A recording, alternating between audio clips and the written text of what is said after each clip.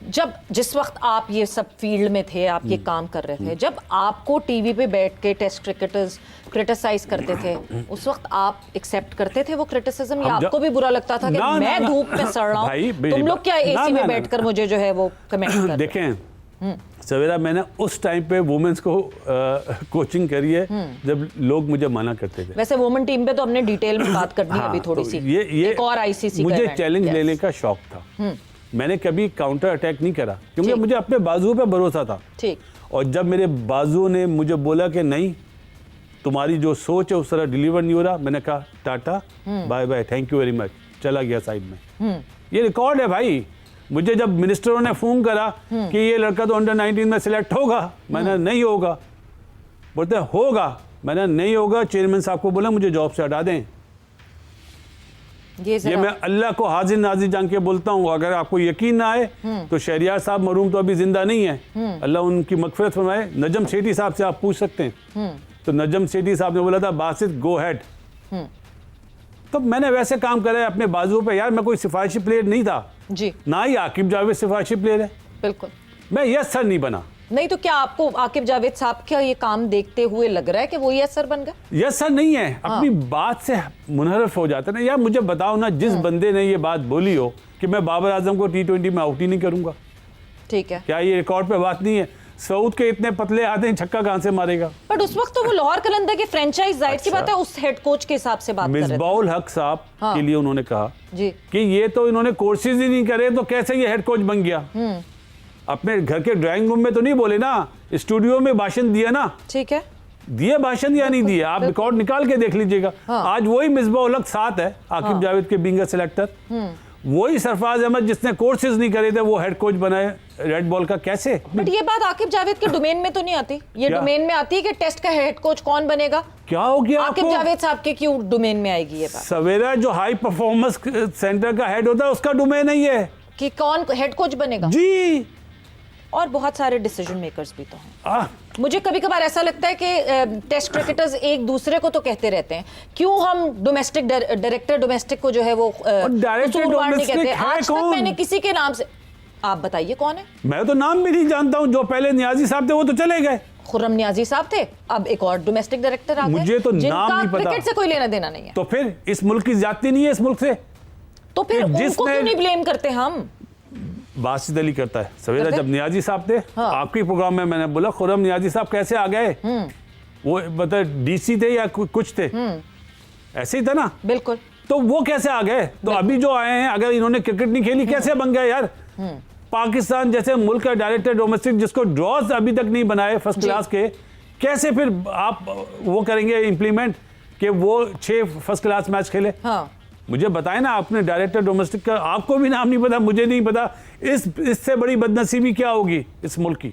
बिल्कुल। तो मैं यही कहती हूँ ना कि फॉर्मर क्रिकेटर्स को क्रिटिसाइज करने के बजाय इन साइनिंग्स को भी तो क्रिटिसाइज करें। मगर एक चीज बासित अली बोलता है, देखें मैं दूसरों को नहीं जानता, मैं बोलता हूँ बिल्कुल जो चीज अगर मेरा बेटा भी होगा तो मैं बोलूंगा मेरा बेटा गलत है। अच्छा, मगर मेरे में इतना दम है। जो चीजें अच्छी की, अब वो मुझे अच्छी लग रही हैं, क्या पता as a former test cricketer आपको वो अच्छी ना लग रही हो। होम एडवांटेज उठाना, होम एडवांटेज उठाने के हिसाब से मैंने आकिब जावेद साहब से सवाल पूछा, बहुत उस पर क्रिटिसिज्म हुआ जी, पंखे लगा के आपने पिचेस बना दी। उन्होंने क्या जवाब दिया उसका वो आपको दिखाते और सुनाते हैं, और फिर मैं आपका उस पर जवाब जानना चाहूँ। ओवरऑल जो लोगों को गुस्सा है जी, अगर आप नंबर में देखें, ऐसा कौन सा गुस्सा है कि आप एक मैच नहीं पाकिस्तान में हारे।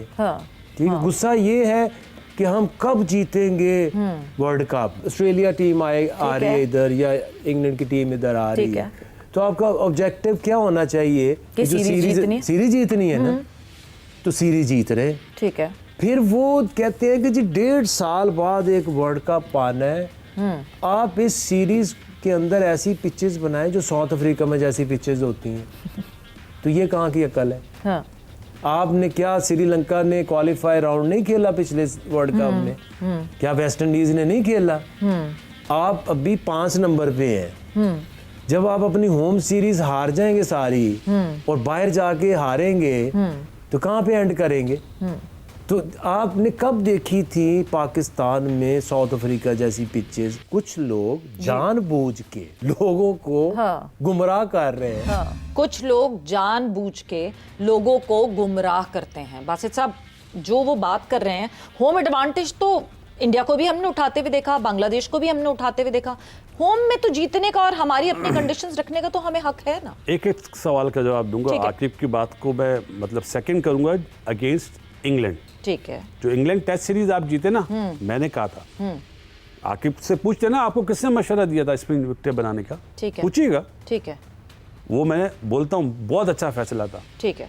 लेकिन क्या वेस्ट इंडीज के अगेंस्ट भी वही पिचेस बनानी चाहिए थी? नहीं, आपने उनसे मतलब आपने ऑन ईयर कहा था या उनको कॉल करके कहा था, उनसे बात की थी? सवेरा मेरा बड़ी है वो जी। मतलब मेरे में इतने दम है कि मैं फोन करके बात करता हूँ। ओके, सही है। चाहे आकिब हो, चाहे मैंने कहा ना चेयरमैन साहब जो भी थे, जी। चाहे रमीज भाई थे, चाहे नजम शेट्टी साहब थे, चाहे जका अशरफ, ठीक। तीनों हयात हैं, आप पूछ सकते हैं। मैं ये बीच वाले बंदों को फोन नहीं करता हूँ। हाँ। जो आप बोले ना डायरेक्टर डोमेस्टिक वगैरह, मेरा काम तो ही यानी ये आपका मशवरा था, तो आप इससे नाराज नहीं है कि हाँ जी स्पिन ट्रैक बने? नहीं, इससे डिस्कशन हुई मेरी। ठीक है कि यार हम पहला इसको मुझे पता चल गया था ये आ रहा है। ठीक है। तो मैंने देखो अब क्या फायदा है ये सीधी विकेटें बनाने का। उनके पेस में तेज हैं तुम्हारे से बॉलर वुड वगैरह, क्या नाम, मार्क वुड 145 148 तक का था वो रिवर्स कर रहे थे। तो मैंने इससे अच्छा स्पिन ट्रैक बनाओ, 80s वाला फार्मूला। ठीक है। करना ना करना इसका था, काम था ना। इसने पंखे लगा दिए, उसी पिच पे मैच करा दिया जी। अल्लाह ताला ने मैच जितवाया और अगला मैच भी जीते जी। लेकिन वेस्ट इंडीज के खिलाफ जब इसने पिच बनाई तो मैंने बोला ये क्या कर दिया, ये तो डिफेंसिव अप्रोच है। हाँ। भाई आप ऑस्ट्रेलिया के अगेंस्ट बनाओ, आप बड़ी टीम ऑस्ट्रेलिया, ठीक है, ए बी टीम नहीं। इंग्लैंड के खिलाफ बनाओ, न्यूजीलैंड के खिलाफ बनाओ, मैं बोलूंगा हाँ स्पिन विकेट बनाओ, हमारे पास स्पिनर्स हैं। भाई अजहर महमूद नहीं कहा था ना हमारे पास तो स्पिनर ही नहीं है, हम क्यों बनाए? तो आकिब ने जवाब दे दिया था स्पिन विकेट बना के। अजहर महमूद उस सीरीज में भी था। यानी वेस्ट इंडीज के अगेंस्ट आप कहते हैं कि पाकिस्तान को डट के जम के ऊपर चढ़ के खेलना चाहिए था, क्योंकि बड़ी टीम है। 100%। अभी बांग्लादेश ने आपके साथ क्या करा? घास वाली पिचेस बनाई।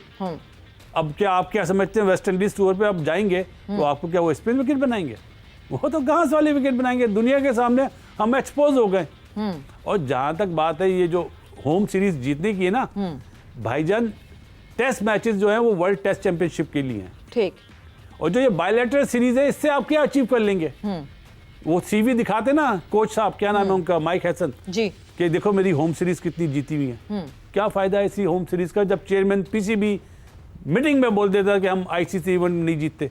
आईसीसी इवेंट की जीत देखें बहुत जरूरी है बासित साहब, क्योंकि obviously at the end of the day ICC event बहुत जरूरी है। हम बस एक ब्रेक पर जा रहे हैं और हम जब ब्रेक से वापस आएंगे तो कॉन्वर्सेशन को आगे बढ़ाएंगे, क्योंकि एशियन गेम्स के स्क्वाड का ऐलान किया पाकिस्तान क्रिकेट बोर्ड ने, और उस स्क्वाड में आपको दिख रहा है कि क्या थॉट प्रोसेस है। आकिब जावेद साहब ने उस हवाले से क्या कहा था वो भी आपको दिखाएंगे और सुनाएंगे आफ्टर दिस शॉर्ट ब्रेक।